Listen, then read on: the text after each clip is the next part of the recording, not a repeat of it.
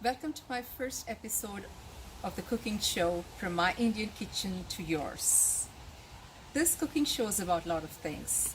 Of course, I'm going to share with you how to cook my favorite recipes, but I love to talk a little bit about the ingredients that go into the recipes. It's so important to know your ingredients. I'd love to share my Indian culture because much of my culture is actually anchored to what I cook and what I serve my family every day. And from time to time, I want to share with you some memorable stories from my mother and grandmother's kitchen. So, in most Indian homes, you would find two sets of spice boxes. One box is made up of what I call the sweet spices. Yep, spices can be sweet. And then there's another box which contains ingredients that we use to temper mostly our vegetarian dishes. So when I look at this spice box, I sometimes get goosebumps because this spice box contains thousands of years of history. In the Middle Ages, spice was a very dominant force that actually drove the world economy.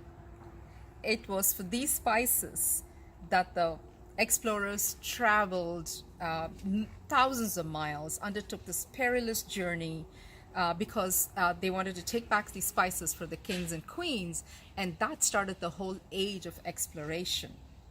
Of course, these spices have the dark side to it. It is because of these spices there was colonization, there were many wars, there was domination of the European countries in Asia and Africa, the ramifications of which we still feel today. So when I'm cooking and when I throw some of these spices into the oil, there's a whole flood of thoughts that come to my mind. And I have to remind myself that I'm just not dealing with ingredients here. I'm actually working with history. I'm dabbling in history. Get a peek into what is really there in these spice boxes. So I'm going to start with the cinnamon. This you probably might have seen. This is the Indian variety. It's flatter. This Mexican variety I've seen here in the United States is more cylindrical. This is bay leaf, cardamom, green cardamom, the brown cardamom, which we use in some dishes, but not all. This is a very unusual spice in the Indian spice repertoire. This is called a stone flower. It looks like a moss, but it's not a moss. It's a symbiosis of fungus and algae. And this grows in the bark of the trees, sometimes on the stone, in the ocean bed. This has a very woody, smoky flavor to it. This is very popular in the South. A lot of Chettinad dishes, we use this. We call it kalpasi. I think in Hindi it's called dagad ka phool. This is a nutmeg, and this is a mace, which is from the fruit of a nutmeg tree. It's kind of the outer skin that they take it out. It's very lacy and they dry it.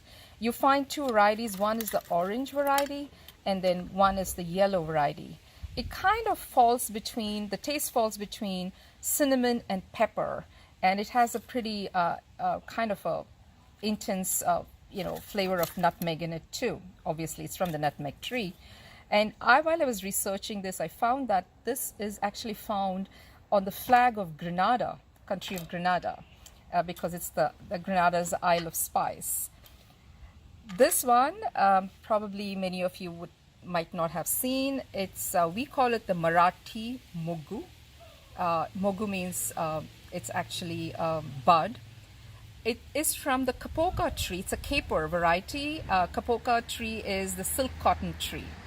It has its own flavor. I really can't explain what it is, but the moment you throw it in the oil, the flavor just pops up. And there was this, of course, you probably know, is a star and a seed. So that pretty much makes up the spice box, the sweet spices. And then we have coriander, cumin, fenugreek. This is the yellow split beans that we use for tempering, and this is called the urad dal, also for tempering, the black mustard, and the fennel. By the way, these boxes have names. We call it Anjara Potti. I speak Tamil, which is one of the oldest continuously spoken language in the world. So in Tamil, Anjara Putti means, Anji means 5, Aru means 6. So you have 5 or 6 of these, and Putti means a box. So these are like ready, sitting there for us to, use when we start our cooking. Standing amidst these trees here to talk a little bit about the etymology of the word curry. Much of the world calls all Indian dishes by a generic name curry.